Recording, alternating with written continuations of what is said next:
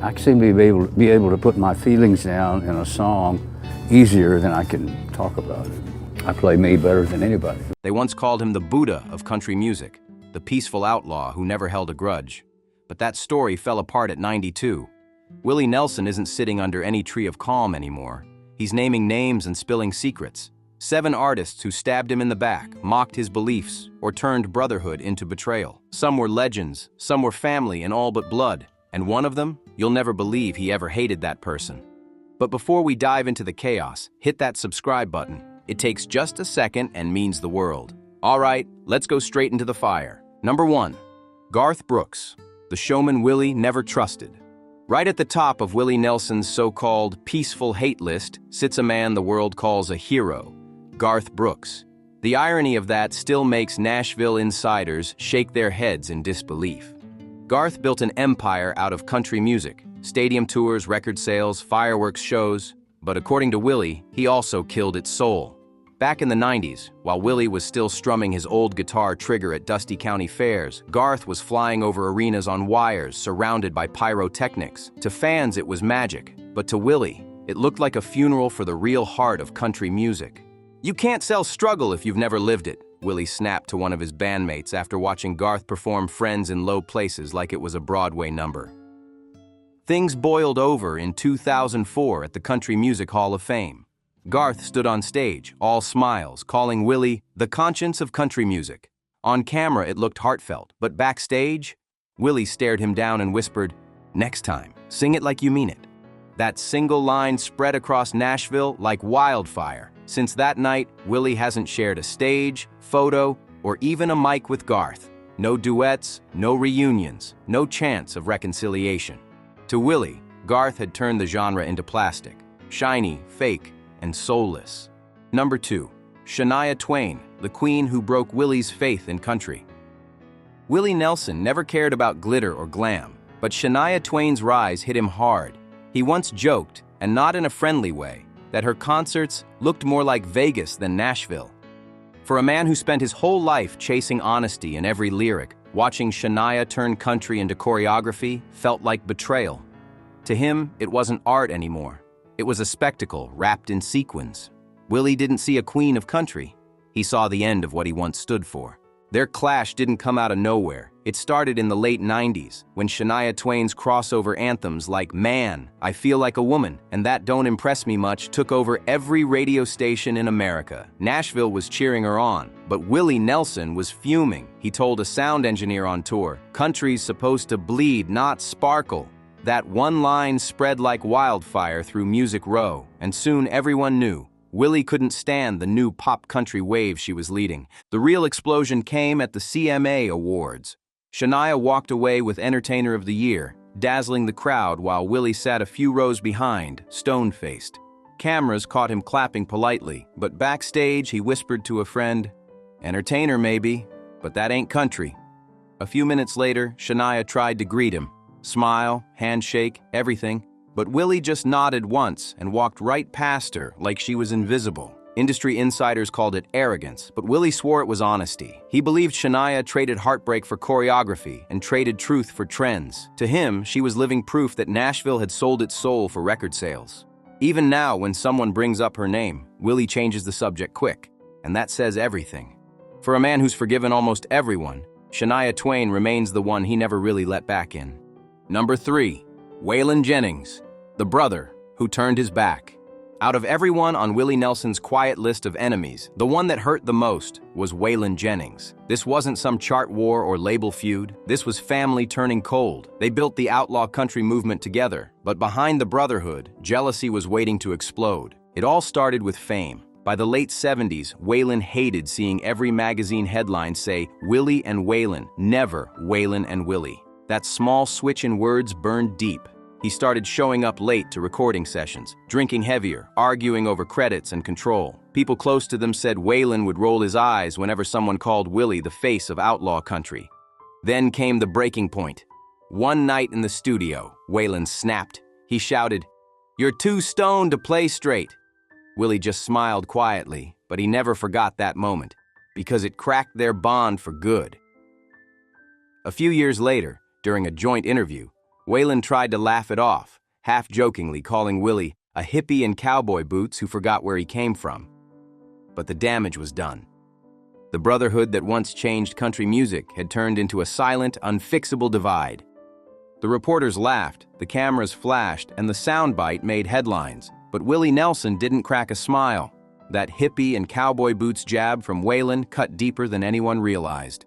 Willie stayed silent during the interview, but right after it ended, he quietly walked out of the studio, climbed into his old tour bus, and told the driver, "Let's go." That was it. He stopped calling Waylon completely. The friendship that once shaped an era was gone, just like that. They never truly fixed it. There were no long talks, no secret reunions, no emotional phone calls, just silence. The kind that hurts more than shouting ever could. Fans and friends tried to bring them back together, but every time someone mentioned Waylon's name, Willie would just shake his head and say, "Some roads don't cross again." That line became legendary around Nashville, a quiet confession that their brotherhood had turned to ashes. When Waylon Jennings passed away in 2002, the music world mourned loudly, tributes, tears, and endless TV specials. But Willie? He stayed out of sight. No cameras, no speeches, no public goodbye. Instead, he sent a bouquet of wildflowers and a single handwritten note that read, "See you on the road somewhere." That was pure Willie, simple, poetic, and heartbreakingly final. People close to him said that message carried more weight than any eulogy ever could. It wasn't just a farewell. It was a quiet way of admitting that the wound never healed. The Outlaw brothers who once redefined country music had ended their journey apart, but that note told everyone Willie still carried Waylon with him, somewhere between regret and love.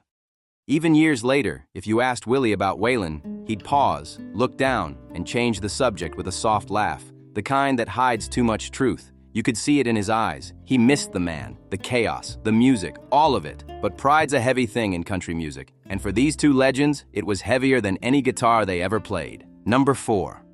Toby Keith, the patriot who pushed too far. Willie Nelson didn't just dislike Toby Keith, he despised what Toby turned country music into. Their clash wasn't about melodies or lyrics, it was about pride, politics, and what the soul of country was supposed to stand for. Willie once said, "A guitar should never wave a flag," and even though he didn't name names, everyone in Nashville knew exactly who that line was aimed at. Their fallout began in the early 2000s, right after Toby dropped Courtesy of the Red, White, and Blue. The track became a national anthem overnight. Crowds loved it, politicians quoted it, and radio stations couldn't stop playing it. But to Willie, it wasn't patriotism, it was propaganda. The breaking point came during a veteran benefit show in Austin. Willie had agreed to perform for unity, not division. But when Toby took the stage after him, waving a massive flag and shouting slogans, the event turned into a campaign rally. Willie stood backstage, disgusted, shaking his head. When Toby walked off, Willie stopped him cold and said, "You're using music to fight, not to heal." Toby just laughed and kept walking. That was the last straw, the moment they could never come back from. From that day on, Willie refused to share a lineup, a poster, or even a backstage hallway with Toby Keith. He started turning down entire events just to avoid crossing paths.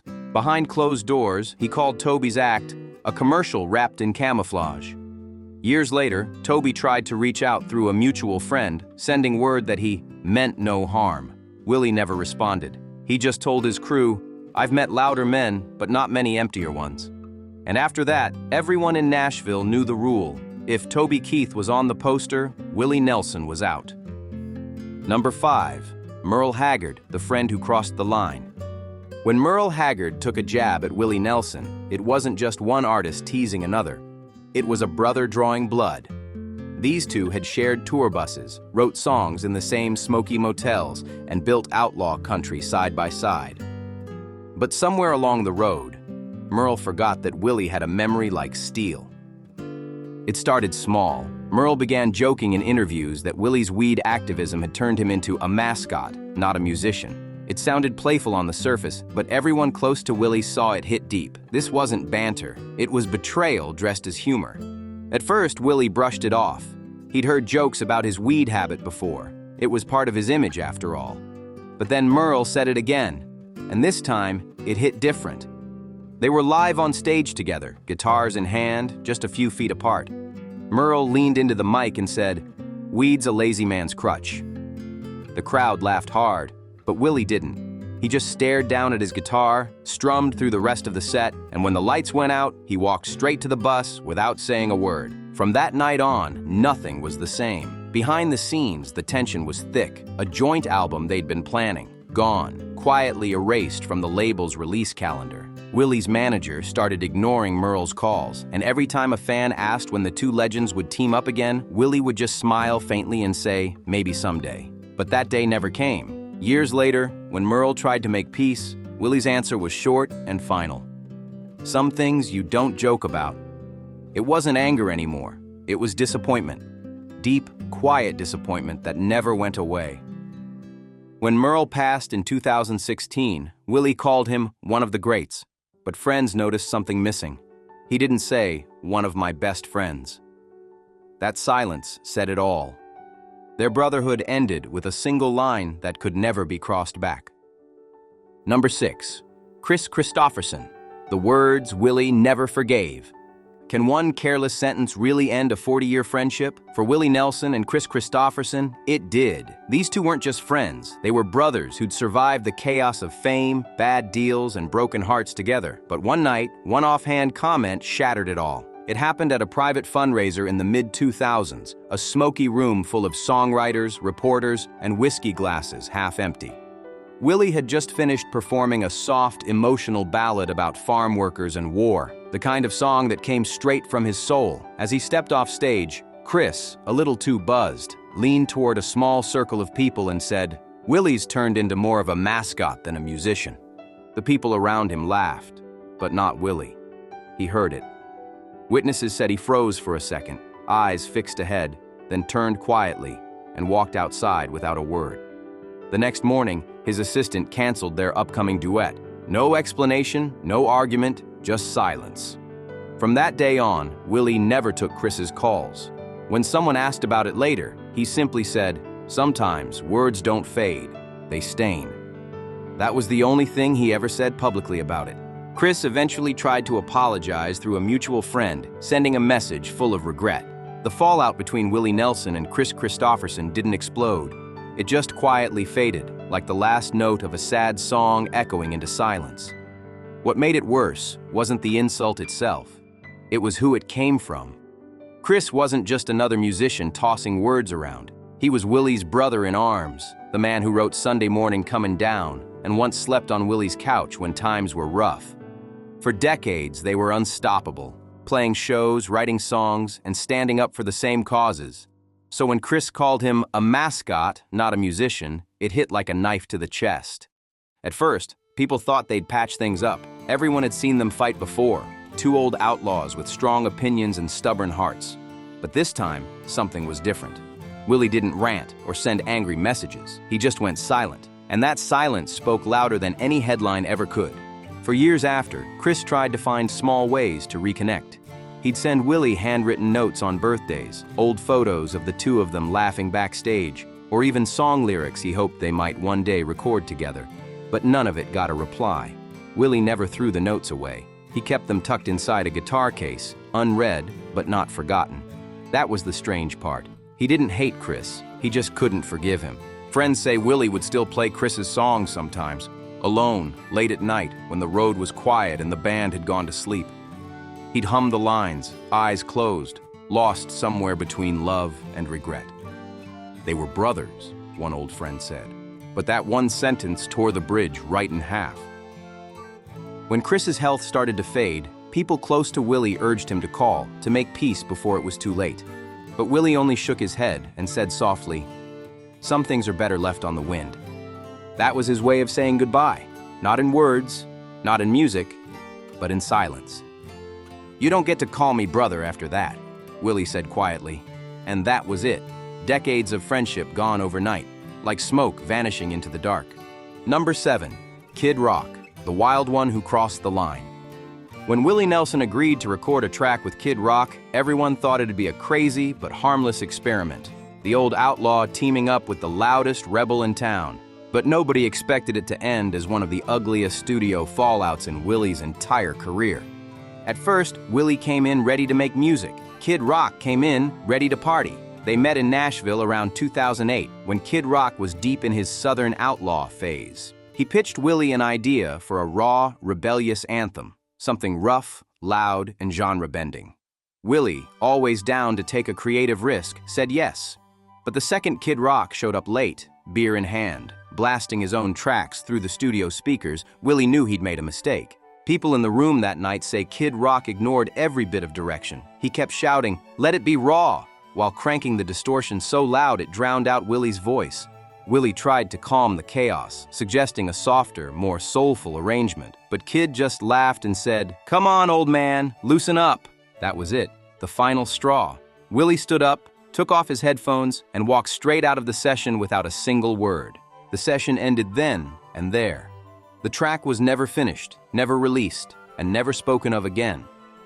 When a journalist later asked what happened, Willie just smiled and said, "Some fires are better left unlit."